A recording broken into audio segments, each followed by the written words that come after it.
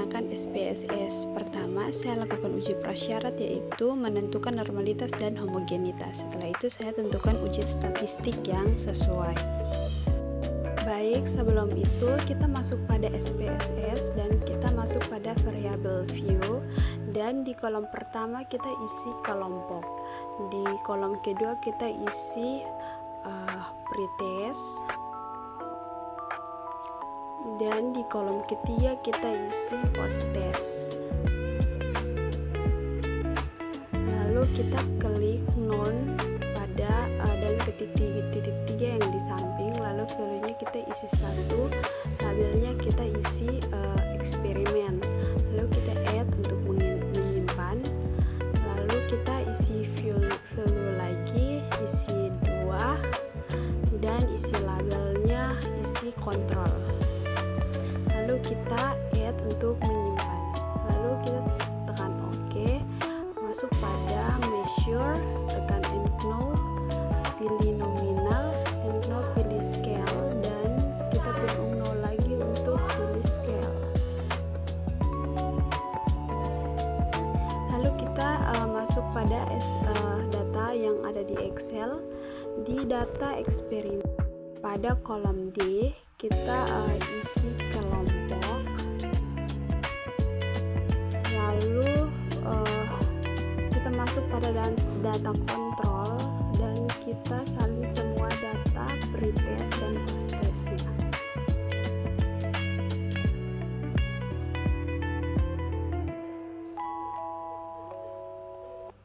Setelah itu Ctrl C dan masuk pada eksperimen. Setelah itu kita salinkan data yang tadi ke kolom I dan F.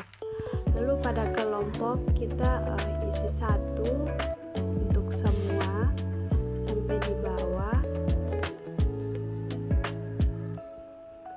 Setelah itu kita salin data yang ada di eksperimen, data pretest dan post-test.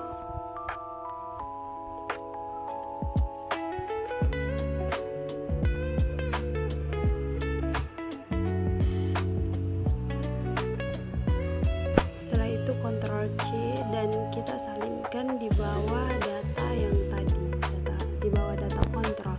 Setelah itu kita isi 2 dan isi 2 untuk semua datanya pada kolom D atau kolom kelompok.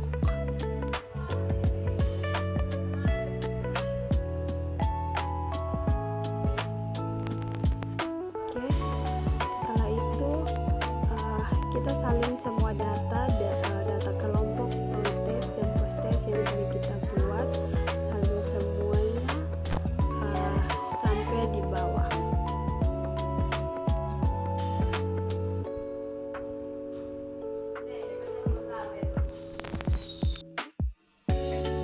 Setelah itu kita masuk pada SPSS dan masuk pada data view, lalu kita tempel semua data yang tadi kita salin di Excel.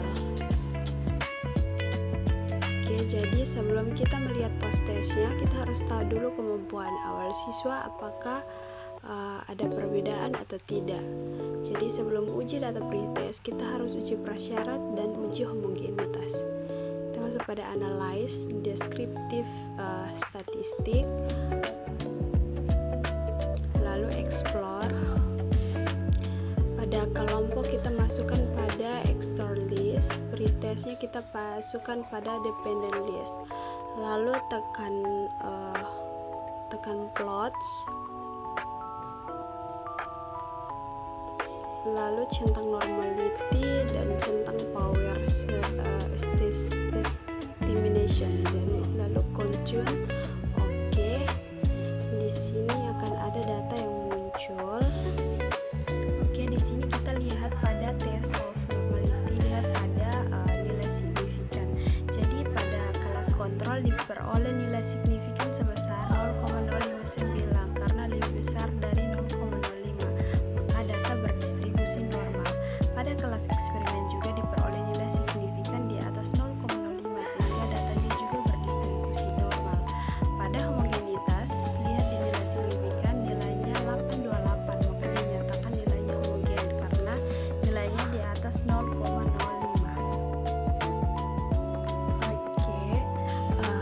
karena datanya berdistribusi normal dan homogen, maka uji yang digunakan adalah uji T independen.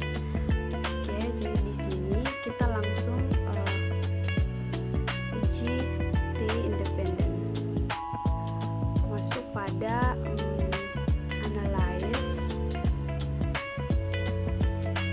Lalu kita ketik compare means, masuk independent sample t-test, lalu di kelompok kita masukkan di pretestnya kita masuk pada tes variabel, kelompoknya kita masukkan ke grup variabel, lalu ketik define groups, continue, setelah itu oke. Di sini lihat pada nilai signifikan to child. Jadi di sini berdasarkan hasil uji nilainya sebesar 113 karena nilai tersebut lebih besar dari 0,05, maka dapat disimpulkan bahwa tidak terdapat perbedaan kemampuan awal antara kelas kontrol dan kelas eksperimen. Oke, berarti kita bisa uji nilai post-test dengan uji T independen.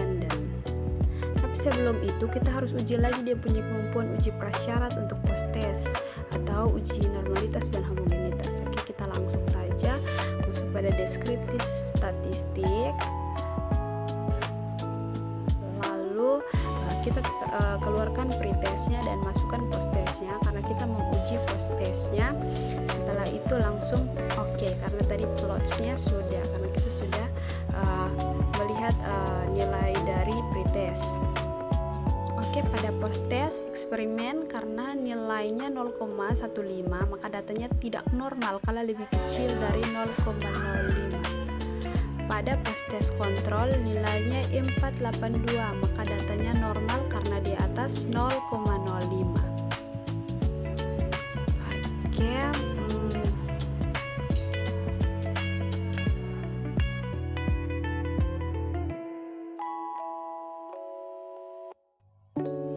pada homogenitas nilainya 028 dan nilai itu di bawah 0,05, jadi datanya tidak homogen karena nilainya di bawah 0,05. Karena uji prasyarat untuk T independen tidak terpenuhi, maka solusinya kita harus uji post-testnya menggunakan uji parametrik Mann-Whitney. Oke, kita langsung analisis. Kita masuk pada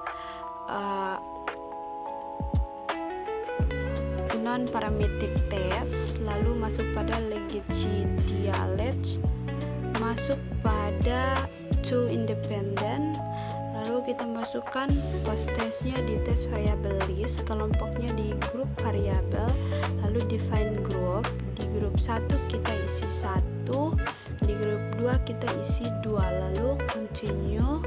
Setelah itu langsung tekan OK.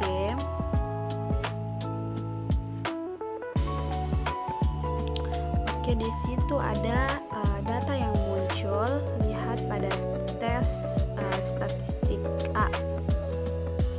Lihat pada nilai signifikan to child, hasilnya lebih kecil dari 0,01 dan nilai signifikannya lebih kecil dari 0,05.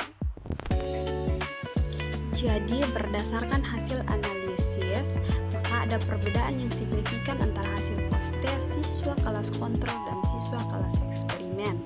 Pada pretest tidak terdapat perbedaan kemampuan awal, tapi pada post-test terdapat perbedaan yang signifikan.